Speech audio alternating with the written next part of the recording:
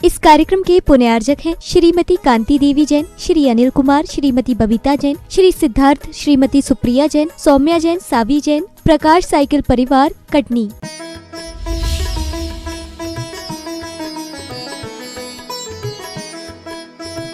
एक बार प्रश्न उठा कि धर्म के कार्यों में धन महत्वपूर्ण है या नहीं। वैसे देखा जाए तो आत्म आश्रित जितने भी धर्म के कार्य हैं उनमें बाहरी साधन सामग्रियां और धन की जरूरत नहीं है, पर ये तपस्वियों का मार्ग है। लेकिन घर में रहने वाले गृहस्थ जो आत्म ध्यान नहीं कर पाते हैं, आत्माश्रित नहीं रह पाते हैं, और वह भी अगर धर्म करना चाहें तो वह व्रत नियम संयम का पालन करके स्वाध्याय करके तो अपने परिणामों से धर्म करते ही है। एक तरह से देखा जाए तो अगर हमारे पास में सद्बुद्धि है और विवेक है तो हम अपने द्रव्य का सदुपयोग करके धर्म की प्रभावना में उसे लगा सकते हैं। और अगर विवेक नहीं है, सद्बुद्धि नहीं है, तो अपने द्रव्य का यदवा तदवा उपयोग करते हुए अथवा दुरुपयोग करते हुए हम उस द्रव्य को पाप के कार्यों में भी लगा सकते हैं। धन तो धन ही है, अच्छे कार्यों में लगता है तो द्रव्य सार्थक हो जाता है, और वही पैसा व्यसन और बुराइयों में चला जाए तो उस द्रव्य का, उस पैसे का दुरुपयोग हो जाता है। एक से एक साधक हुए हैं, एक से एक विचारक हुए हैं, जिन्होंने अपनी व्याख्याओं में परिग्रह के दुष्परिणाम भी बतलाए और परिग्रह से बचने वालों के लिए सुफल परिणाम भी बतलाए। एक गुरुजी थे और उनका एक शिष्य चेला भी था। अब गुरुजी ने उपदेश देते देते, प्रभावना बढ़ाते बढ़ाते जो उन्हें दान दक्षिणा मिली उसका संग्रह करते करते अच्छा पैसा इकट्ठा कर लिया। अब उतना सारा पैसा कहाँ रखें ये सोच करके उन्होंने सोने के बिस्कुट खरीद लिए। थोड़ी सी जगह में बहुत ज़्यादा पैसों के सोने के बिस्कुट आ गए।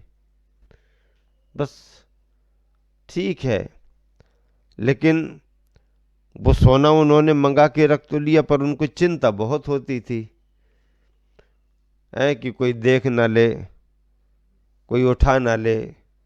इतनी मुश्किल से इकट्ठा किया है, कीमती है, महंगा है, संभाल के रखो। और उन्होंने क्या किया कि एक लकड़ी के अंदर छेद करके उसमें उन सोने के सिक्कों को, सोने के बिस्कुटों को रखवा दिया और ऊपर से लकड़ी को पैक कर दिया। अब कोई आएगा तो बाबा जी के झोले झाले चेक करेगा, बाकी तो कुछ नहीं, लकड़ी को कौन उठाएगा। और लकड़ी में माल भर दिया। कोई बात नहीं, अब जिस गांव में जाएं बाबा जी, चेला से पूछे क्यों यहाँ डर तो नहीं है। चेला देख करके स्थिति को समझ, नहीं नहीं यहाँ ठीक है, नहीं नहीं यहाँ डर है, आदि आदि। अब ये 2-4 साल क्रम चला, चेला परेशान हो गया, आखिर मामला क्या है भाई, कि जहां भी जाओ तो पूछते क्यों, कोई डर तो नहीं है, क्यों कोई डर तो नहीं, तो डर किस चीज का होगा। धीरे धीरे उसे पता लग गया कि गुरुजी के पास में तो सोने के बिस्किट, खाने वाले बिस्किट नहीं, हाँ खाने वाले बिस्किट भी होते हैं, और क्या ये सोने के बिस्किट भी होते हैं। बिस्कुट ही तो कहते हैं आकार को लेकर के। तो अब ये तो सोने के बिस्किट हैं, कीमती हैं, और उसकी कीमत के कारण गुरुजी को भय बना रहता था। चेला को बात समझ में आ गई, पकड़ लिया उसने कि गुरुजी के मन में बार बार ये क्यों आता कि भय क्यों नहीं, डर क्यों नहीं, क्योंकि गुरुजी ने जोड़ करके रख लिया और लकड़ी के अंदर सुरक्षित रख लिया ताकि किसी को समझ में ना आए। अब हुआ ये, चेला ने सोचा ये रोज रोज की सल अलग करो। एक दिन लकड़ी उठाई और उसमें से निकाले और सब फेंक दिए। गुरुजी आगे बढ़ गए, चेला आगे बढ़ गया, लेकिन कुछ पता नहीं। अब जब शाम का समय हुआ तो पूछ लिया। क्या पूछ लिया, क्यों, यहां कोई डर तो नहीं है। अब चेला चुपचाप रहा, बताना यहां कोई डर तो नहीं है। फिर भी उत्तर नहीं दिया। अरे बताना यहां कोई डर तो नहीं है। तो चेला कहता है गुरुजी जो डर था वो तो पिछले ही गांव में छोड़ करके आ गए, अब आगे कहीं डर नहीं मिलेगा तुम्हारे लिए। है क्या कर दिया तुमने, कहाँ है लकड़ी हमारी। वो तो वो रखी है, झटपट उन्होंने खोल के देखी, कुछ नहीं मिला। कहाँ है हमारा इसमें रखा हुआ माल। जिस वजह से तुम्हें बार बार डर हो रहा था, मैंने डर को वहीं छोड़ दिया।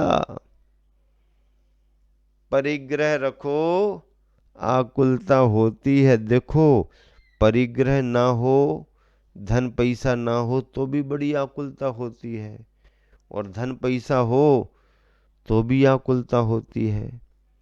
पूज्यपाद स्वामी ने इष्टोपदेश ग्रंथ में लिखा है, क्या लिखा, उन्होंने कहा कि देखो पैसे का अर्जन करना कठिन होता है, पैसे को कमाना बहुत कठिन होता है, मेहनत करना पड़ती है, पाई पाई जोड़ना पड़ती है।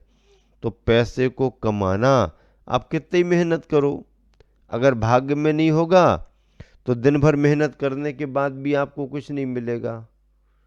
और कोई कोई थोड़ी सी मेहनत कर लेता है और उसके भाग्य में होता है तो उसको जल्दी मिल जाता है। तो पैसा भी भाग्य से ही तो फलता है। लक्ष्मी भाग्यवान के पास आती है, आई हुई लक्ष्मी भाग्य से ही टिकती है, टिकने वाली लक्ष्मी भाग्य से ही बढ़ती है, और बढ़ने वाली लक्ष्मी भाग्य से ही सुरक्षित रहती है। भाग्य नहीं हो तो ये कोई काम बनने वाला नहीं। तो पूज्यपाद स्वामी ने कहा कि धन का अर्जन भी कठिन है, धन का संरक्षण भी कठिन है, धन को बढ़ाना भी कठिन है, और धन सुरक्षित बना रहे ये उपाय भी बहुत कठिन है। इसी में व्यक्ति दिन भर उलझता रहता है। आचार्य महाराज कहते हैं इसीलिए धन का संबंध ही बुरा है। क्या, धन का संबंध ही बुरा है। धन को अपने पास अगर किसी ने रखा तो उसको आकुलता होगी ही होगी। मेरे साथ एक बार ऐसा हो गया। 1993 रामटेक जी में चातुर्मास था। गुरु जी आचार्य श्री के साथ ही थे। आचार्य श्री तो रामटेक में बहुत अंदर उनका एक स्थान है, वहीं पर वो अपने उस कक्ष में हमेशा बैठते रहते। हम लोग महाराज जी दहलानों में छोटे छोटे कमरे जैसे बने थे उनमें रहते थे। ऑफिस कार्यालय से मेन गेट से जैसे ही प्रवेश करते हैं तो मेरा स्थान तो मुझे खुली दहलान मिली थी। दहलान बड़ी थी और जो जगह मिली थी गेट था, लेकिन उसमें दरवाजा ही नहीं था, खुला था दरवाजा। अब दरवाजा ही खुला, बंद करने का कोई उपाय ही नहीं, कोई ज़रूरत भी नहीं। पूरा चौमासा दहलान में खुला, थोड़ी थोड़ी दीवारें उठी थी, उजाला झरोखे, बाकी कुछ नहीं। अब रविवार का दिन था। नागपुर के एक सज्जन परिचित थे, उन्होंने अपना सोना इकट्ठा करके और माला बनवाई थी। अब उनका भाव था कि ये नई बनी हुई माला को महाराज जी शुद्ध कर दें या एक बार फेर दें। सुबह सुबह वो आए नागपुर से। महाराज जी चौका लग रहा है, ऐसा है वैसा है। ठीक है महाराज जी, हम एक माला लाए हैं, ऐसा है वैसा है। हमने कही भाई हमको तो ये जमेगा नहीं, आज रविवार का दिन भी है, लोग बाग आ रहे जा रहे, अच्छा नहीं लगेगा। नहीं नहीं महाराज जी, संयोग से उनके यहाँ आहार हुआ, पीछे पीछे माला लेके आगे महाराज जी माला फेर तुम। हमने कहा नहीं भैया माला नहीं फेरती, हाँ मत रखो, लोग दर्शनार्थी आ रहे, भीड़ भाड़ है। नहीं नहीं महाराज जी। अब वो आहार के बाद बैठे थे, हमारी इरियापत भक्ति आचार्य श्री के पास हो गई, वापस आ गए, सामायिक में बैठ ही रहे थे। महाराज जी एक माला। महाराज जी हमने कहा यहाँ रख के कहाँ करोगे? महाराज जी आप तो बैठे ही हो सामायिक में, हम रखे देते हैं, आपका मन हो तो फेर देना, नहीं हो तो हम ऐसे ही उठा लेंगे, तुम जानो तुम्हारा काम जाने। माला रख के चले गए। अब सामायिक हमारी हो गई। अब मन में आया कि ठीक है भैया माला तो माला ही है, फेर दो। उठाई एक माला, अपने उससे नमोकार की जाप कर ली, माला फेर ली, माला रख दी। अब हम अपने दूसरे हिसाब से अपने करने लगे जाप। अब हुआ ऐसा, वो ये कह करके गए थे महाराज जी आप सामायिक से उठोगे नहीं कि हम 1 बजे ठीक आ जाएंगे, 1 बजे बिल्कुल आ ही जाएंगे हम, आप चिंता मत करो। अब वो गए, घड़ी बड़ी वो उनने ढंग से देखी नहीं, 1 बजे आने का उनका भाव रहा। अब मेरे को कभी कोई ऐसी बाधा नहीं होती थी, कोई विकल्प नहीं होता था, लेकिन उस दिन पता नहीं क्या हुआ कि 1 बजे के पहले ही जंगल जाने का विकल्प आ गया। अब 1 बजे के पहले ही जंगल जाने का विकल्प आया तो अब 1 बजे ही नहीं पा रहे एक, और अब विकल्प आ गया तो लगा कि कमंडल तो है ही, अपन उठा के चलो। पीछे जाते थे हम लोग जंगल के लिए। अब लेकिन जंगल तो चले जाएं, पर दहलान तो खुली है, यात्री तो आ रहे जा रहे, दवड़िया तो खुली सामने रखी। अब क्या करें, कहाँ रखो, क्या रखो, उठाओ, ये करो वो करो, तमाम विकल्पों में से मैंने ये चुना कि अब क्या करें, कैसे करें।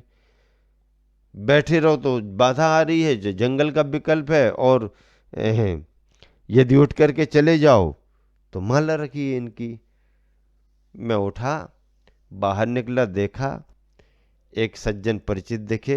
हमने कहा भैया आप चले जाओ, उनको कह दो कि महाराज जी को जंगल जाना है, जल्दी आके अपनी माला उठा लो, भीड़ भाड़ का दिन है। उन्होंने खबर दी, वो दौड़े दौड़े आए। नमोस्तु महाराज जी, क्या हो गया, अभी तो टाइम भी नहीं हुआ, हम तो आने ही वाले थे 1 बजे। अरे तुम तो 1 बजे आ रहे, हमें तो 1 बजे के पहले ही बाधा आ गई, अब क्या करें, कैसे ही करें? तो बोले हाँ महाराज जी, अरे महाराज जी आप सही कह रहे थे कि ये सब विकल्पों के कारण बनते हैं, आपको रुक करके प्रतीक्षा करना पड़ी, समाचार भेजना पड़ा। महाराज जी सही कहते हो, ऐसी चीज़ें नहीं रखना चाहिए। उस श्रावक ने स्वीकार किया कि वाकई में ये सब चीज़ें कहीं ना कहीं जाकर के विकल्प और बाधा उत्पन्न करती हैं। इसलिए ऐसी कोई भी सामग्री कीमती अपने पास नहीं होना जिसकी सुरक्षा की चिंता हो, सुरक्षा के प्रबंध करना पड़े। भैया हमारे पास पिछी कमंडल शास्त्र हैं, आप चाहे बंद कमरे में रख दो, चाहे खुले कमरे में रख दो, कोई ले जाए तो ले जाए, पढ़ लेगा तो भला हो जाएगा, और पिछी कमंडल अपने पास रखे रहे तो भी उसका भला ही होगा। हमारा बिगड़ने वाला कुछ नहीं है, हमें भी कोई ना कोई ला करके तो दे ही देगा। तो ऐसी भाना बहुत जरूरी है। परिग्रह आकुलता को पैदा करता है, और परिग्रह सभी पापों में सबसे बड़ा माना गया है। एक आचार्य महाराज ने लिखा, संग निमित्तम मारई भणई अलीयम करई चौरिकम सेवई मैहुण मुच्छम अपरिणामो कुणई जीवो। संग निमित्तम, परिग्रह के निमित्त। क्या? परिग्रह के निमित्त। हाँ, धन धान्य सामग्री के लिए लड़ाई झगड़े किसके होते हैं? किसके किसके लिए लड़ाई हो रही? महाभारत किसके लिए लिखा गया? महाभारत क्यों हुआ? सत्ता के लिए, संपदा के लिए हैं? क्यों होते हैं ये? जोरू, जमीन और क्या? झगड़े के कारण है ना। जड़, जोड़ू और जमीन, धन, स्त्रियां और जमीन जायदाद, ये सब झगड़े के कारण हैं। हाँ, युद्ध हो जाते हैं, लड़ाइयाँ हो जाती हैं, विवाद हो जाते हैं। जड़, जोरू और जमीन, झगड़ा की जड़ 3। बस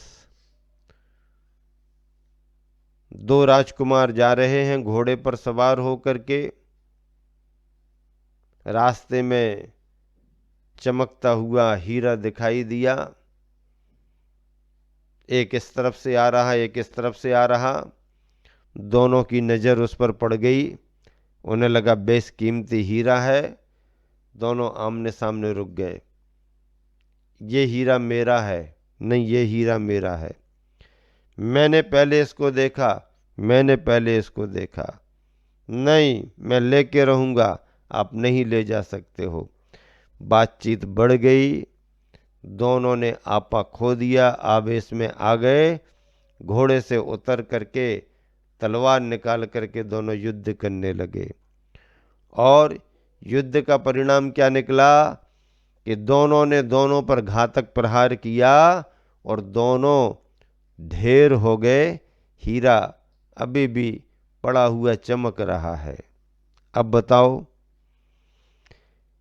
हीरा वहीं पड़ा है, पर हीरे पर स्वामित्व जमाने वाले इस धरा से निकल गए। कैसा संसार है। जड़ संपदा के पीछे चेतन संपदा का कितना नुकसान हो गया। जड़ के पीछे हम चेतन को महत्व दे ही नहीं पा रहे। इसलिए बंधुओं, परिग्रह पिशाच है, परिग्रह भूत है। जिसको लग गया वो छोड़ता ही नहीं है, छोड़ता ही नहीं है, छोड़ता ही नहीं है। ऐसे परिग्रह पिशाच से बचो और अपरिग्रह के सिद्धांत को अपनाओ।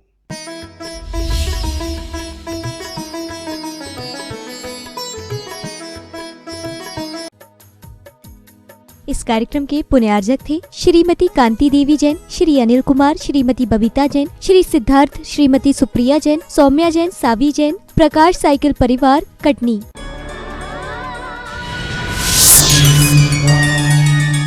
महाराष्ट्र प्रांत के कोल्हापुर जिले की धर्मनगरी उदगांव स्थित कुंजवन की पुण्यधरा आदि सन्मति समाधि तीर्थ धाम में 22 दिसंबर 2023 से 1 जनवरी 2024 तक मनाया जा रहा है भगवान मेला आनंद महोत्सव। भक्ति की इस पावन पुनीत बेला में 28 दिसंबर 2023 को आयोजित होगा भव्य जैनेश्वरी दीक्षा समारोह, जिसमें परम पूज्य साधना महोदधि अंतर्मना आचार्य श्री 108 प्रसन्न सागर जी महाराज स्वयं अपने कर कमलों से, वर्णित क्षुल्लक श्री सहज सागर जी महाराज, एवं ब्रह्मचारी पंडित दीपचंद जी को प्रदान करेंगे जैनेश्वरी दीक्षा के महाव्रतों के संस्कार।